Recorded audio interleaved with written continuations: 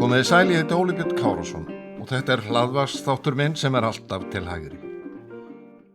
Þegar vinstri stjórn tók við völdum í febrúar 2009, það að segja minnihlutastjórn Samfylkingar og Vinstri grænna, þá með stuðningi Framsóknarflokksins undir forystu Sigmundar Davíðs Gunnlaugssonar átt að kollvarpa íslensku samfélagi. Breyta átti stjórnarskránni í rauninni kollvarpenni og lagt var til athugu við atvinnulífið í heild sinni en þó sérstaklega sjávarútveg. Minnihlutastjórnin boðaði til kosningi í apríl og útlitið var bjart fyrir báða stjórnarflokkana. Eftir kosningar þar sem flokkarnir tveir náðu sameiginlega góðu meirihluta á þingi og þurftu þar að leiðandi ekki á Framsóknarflokknum lengur að halda, fekk Samfylkingin algjört forræði yfir utanríkismálum, ekki ósvipað og viðreisn í núverandi ríkisstjórn. Stefna var tekin á Brussel með sama hætti og ríkisstjórn Kristrúnar Frostadóttur hefur gert núna síðustu vikurnar. Fyrir kosningar í apríl 2009 hafnaði Steingrímur J. Sigfússon formaður Vinstri grænna því alfarið að flokkurinn myndi styðja inngöngu í Evrópusambandið. Slíkt gengi gegn grunnhugsjónum flokksins. En mánuði síðar samþykkti Steingrímur og félagar hans að ríkisstjórnin legði fram þingsályktun að hefja aðildarviðræður eða óska eftir aðildarviðræðum við Evrópusambandið. Og þó að Kristrún hafi aldrei farið dult með áhuga sinn á að Ísland gangi í Evrópusambandið í framtíðinni, var hún skýr í aðdraganda kosninga í desember 2004. Aðildarviðræður við Evrópusambandið séu, og svo vitna sér beint í orð hennar, ekki vegferð sem við erum að fara að ljúka eða loka á næsta kjörtímabili. Sem sagt, hún vildi ekki að kosningarnar snerust að neinu leyti hugsanlega aðild Íslands að Evrópusambandinu. Og heyrim hvað Steingrímur J. sagði kvöldi fyrir kjördag 2009 og síðan það sem Kristrún Frostadóttir sagði í viðtali við Arnþrúði Karlsdóttur útvarpi Sögu nokkrum vikum fyrir síðustu kosningar. Kemur það til greina, Steingrímur, bara svo ég spyrja býta Ástþór, kemur það til greina að hefja undirbúninga því að sækja strax núna eftir kosningar? Vegna þess að þannig hefur Samfylkingarfólki talað. Nei. Að þetta byrji í sumar. Nei. Hvenær getur þetta byrjað? Það samrýmist ekki okkar stefnu og við hefðum ekkert umboð til slíks og þó við reyndum að leggja það til forystu fólki í flokknum að það farið strax í aðildarviðræður gagnstætt okkar stefnu í maí, þá það fellt í flokksráði Vinstri grænna. Já, hvað ætlið þið að gera í þessu? Segð mér eitt, Kristrún, Evrópusambandið og aðild og nú það svo umræða svona aðeins að poppa upp, aðeins að fá að heyra ofan í með hvernig Samfylkingin, af því nú hafið þið svona gefið þetta dálítið út að þið væri jú Evrópusinnuð en hvað það máli í ykkar huga núna svona gagnvart íslensku þjóðinni? Ég hef bara heitið því og gerið það áfram að vera áfram heiðarleg í þeim málflutningi að standa við það sem ég sagði að þetta ekki vegferð sem að við erum að fara að ljúka eða loka á næsta kjörtímabili. Það skiptir alveg ofboðslega miklu máli að mínum mati að við komum ekki klofin út úr næsta kjörtímabili. Það svo margt sem þarf að laga á Íslandi sem hægt að gera hérna heima og ég sætti mig ekki við það sem formar í jafnaðarmannaflokki að jafnaðarmaður sem Evrópusinni og jafnaðarmaður sem ekki Evrópusinni get ekki komið saman. Í fjárfestingu húsnæðiskerfinu, í að bæta heilbrigðiskerfið, í að laga efnahagslegan stöðugleika hér á Íslandi vegna þess að fólk ósammála samstarf á alþjóðavísu. Ég hef sagt það og ég segi það hér enn. Við höfum verið á þeirri skoðun að áður en að það farið í það vegferð að opna aftur viðræður, að það verða að fara fram þjóðaratkvæðagreiðsla, en ég vil ekki fara í slíka þjóðaratkvæðagreiðslu fyrr en að vera átt sér stað meiri umræða þetta.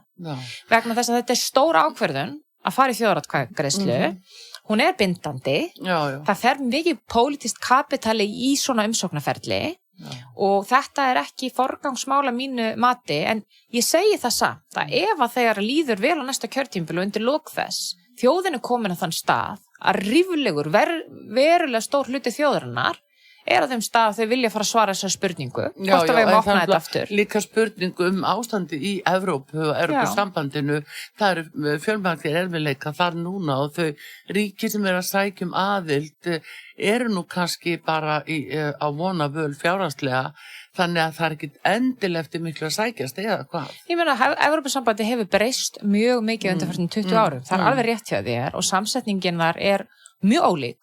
Það er mjög ólík staða innan Evrópusambandslanda og þess vegna verðum við að hafa það í huga að ef að Ísland gengur einhvern tímann inn í Evrópusambandið, þá er það á okkur að passa upp á okkur, sko. Við verðum að fara í sterkri stöðu, ekki örvæntingu, ekki eftir okkur líður illa núna. Við verðum að fara inn sem stolt þjóð, ef svo að segja. En eins og ég segi, fyrir mér er þetta ekki forgangsatriði núna þó að samfylkingin sé Evrópusinnaflokkur.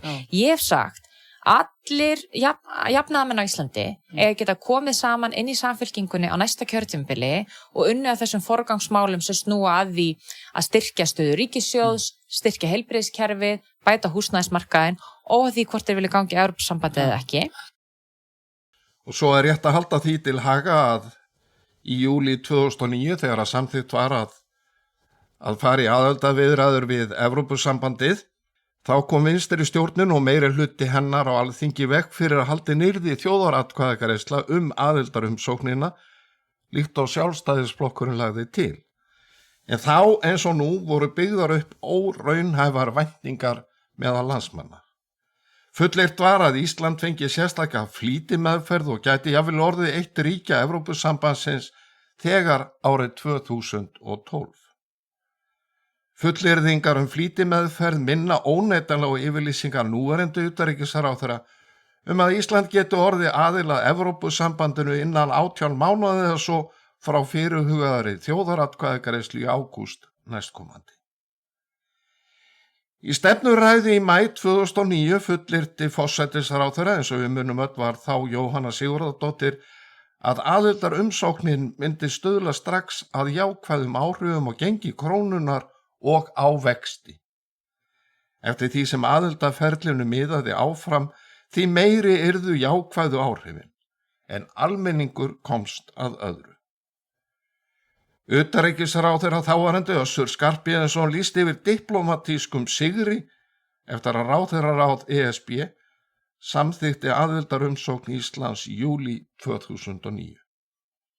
Diplómatíski sigurinn skilaði hins vegar engu, allra síst í efnahagsmálum fyrir okkur Íslendinga.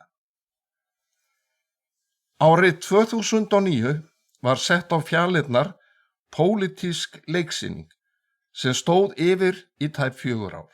Þá, líkt og nú, var reynt að telja almenningi trúum að sérstakar samningaviðræður milli Íslands og Evrópusambandsins væri að ræða. Byggtar undir þá von að Íslendingar gætu samið breytt regluverk Evrópusambandsins, svona að Evrópusambandið myndi aðlaga sig að sérþörfum okkar Íslendinga.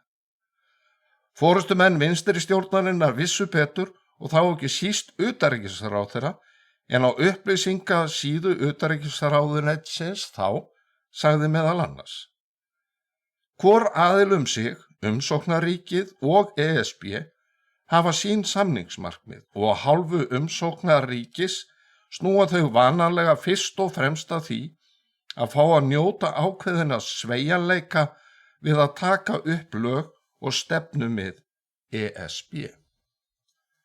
Í skýrslu Evrópuþingsins í apríl 2011 kom fram að steinar væru í götu aðildarumsóknar Íslands, Icesave, hvalveiðar og löngun Íslendinga til að verja sjávarútveg og landbúnað. Evrópuþingið hvatti Íslendinga til að aðlaga lögum fiskveiðar reglum innri markaðar Evrópusambandsins, meðal annars á sviði fjárfestinga. En bent var á að Ísland hafi farið fram á að halda það sem þau sögðu hluta af stjórnun fiskveiða, some control, eins og sagði á ensku. Það er aðeins 2 skýringar á því að Evrópuþingið hafi talið að Íslendingar óski aðeins eftir að halda hluta af stjórnun fiskveiða en ekki fullum yfirráðum.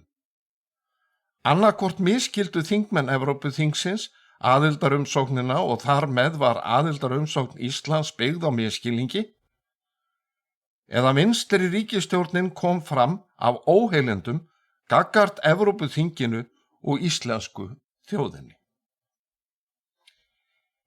Hér verður feigðarför vinstri stjórnarinnar ekki rakin frekar en miðjan janúar 2013 í aðdraganda kosninga var gefist upp og aðildarviðræðurnar settar á ís.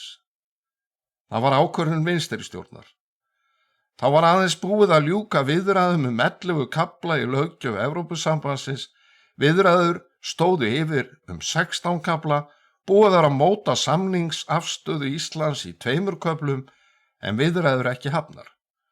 Svokölluð samningsmarkmið íslenskara stjórnvalda voru ekki tilbúin í 4 köflum, þar á meðal sjávarútveg og landbúnaðarmál.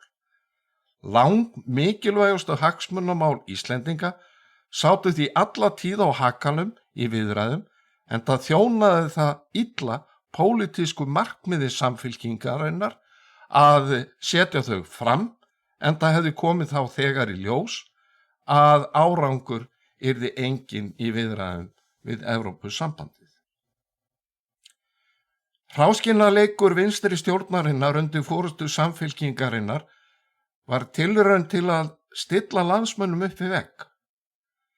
Íslendingar ættu ekki aðra kosti en að ganga í Evrópusambandið til að byggja aftur upp efnahagslífið eftir fall viðskiptabankana árið 2008.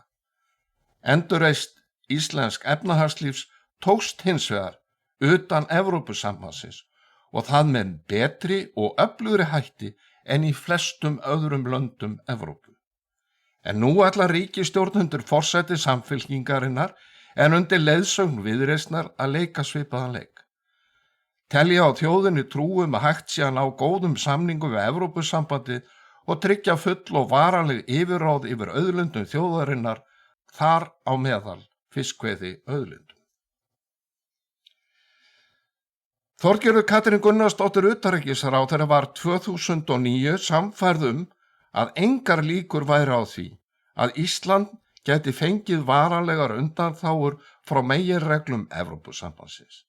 Þetta kemur fram í nefndaráliti sem hún skrifaði ásamt Bjarna Benediktssyni þingsályktunartillögu vinstri stjórnarinnar aðildarumsókn að Evrópusambandinu. Bjarni og Þorgerður sátu í utanríkismálanefnd sem fulltrúar Sjálfstæðisflokksins. Bjarni hafði verið kjörinn formaður flokksins liðlega 3 mánuðum áður en Þorgerður var varaformaður flokksins og hafði setið í því embætti frá árinu 2005. Í nefndarálitinu segir meðal annars varanlegar undanþágur, orðrétt. Ekkert nýtt hefur komið fram í nefndinni sem gefur tilefni til þess að ætla að Ísland fái sérstakar og varanlegar undanþágur frá meginreglum Evrópusambandsins í aðildarviðræðum. Raunar bendir ekkert til annars en að Ísland yrði að lúta hinni sameiginlegu sjávarútvegsstefnu Evrópusambandsins, þannig að yfirráð yfir náttúru auðlindum landsins, þar með talið sjávarauðlindinni, færu til framkvæmdastjórnar Evrópusambandsins. Þorgerður Katrín og Bjarni bentu á að ýmsir sem hlynntir séu aðild Íslands að Evrópusambandinu hafi gengið, og hér er vitnað orðrétt, afar langt í yfirlýsingum að sækja Ísland aðild að Evrópusambandinu séu verulega líkur á því að væntanlegur aðildarsamningur verði þjóðinni einkar hagstæður, ýmist þannig að undanþágur verði veittar frá þeim meginreglum sem Evrópusambandið starfar eftir, eða að þær hafi litla sem enga þýðingu í framkvæmd fyrir Ísland, gerist það aðila að sambandinu svo sem í sjávarútvegsmálum. Og Bjarni og Þorgerður Katrín bentu á að einstaklingar og fulltrúar stjórnmálaflokka hafi kerfisbundi reynt að byggja upp væntingar hjá þjóðinni samningsniðurstöður sem eru óraunhæfar í því skyni að freista þess að afla þeirri skoðun stuðnings að það þjóni hagsmunum Íslands að sækja fyrirvaralaust aðild að Evrópusambandinu. Og orðrétt segja Þorgerður Katrín og Bjarni í nefndarálitinu. Í störfum nefndarinnar hefur ítrekað komið fram að engar líkur séu á því að Ísland geti í aðildarviðræðum við Evrópusambandið búist við varanlegum undanþágum frá þeim meginreglum sem í gildi eru innan Evrópusambandsins og eru þau viðhorf í samræmi við þær niðurstöður sem áður hafa komið fram í skýrslum og greinagerðum sem unnar hafa verið af hálfu íslenskra stjórnvalda á umliðnum misserum og árum. Þessi skýra og rökstudda gagnrýni á stefnu vinstri stjórnarinnar á jafnvel við í dag og árið 2009. En þar auðvitað hittir Þorgerður Katrín sjálfa sig fyrir. Rökstuðningur fyrir aðild að Evrópusambandinu hefur lítið breyst frá árinu 2009 þegar samþykkt var að sækja aðild og meirihluti þingsins kom í veg fyrir að þjóðin hefði nokkuð það að segja eins og áður sagði. Talsmenn aðildar hafa aldrei haft trú á því að Íslendingar hafi burði til að byggja upp efnahagslega sterkt og opið velferðarsamfélag. Spurningunni hvernig Íslendingum tókst að brjótast úr örri fátækt í eitt mesta velmegunar samfélag heims í engu svarað. Benedikt Jóhannesson, stofnandi og fyrsti formaður Viðreisnar, dró upp dökka mynd af framtíð lands og þjóðar utan Evrópusambandsins. Í grein í Morgunblaðinu 16. apríl 2009, 9 dögum fyrir alþingiskosningar, svaraði Benedikt eigin spurningu hvað gerist ef þjóðin sækir aðild að Evrópusambandinu með skýrum hætti. Hann sagði í fyrsta lagi: Stórfyrirtæki flytja höfuðstöðvar sínar úr landi. 2. Útlendingar þora ekki að fjárfesta á Íslandi. 3. Fáir vilja lána Íslendingum peninga. 4. Þeir sem vilja lána þjóðinni gera það gegn okurvöxtum. 5. Atvinnuleysi, vaxtaokur og gjaldþrot verða viðvarandi. 6.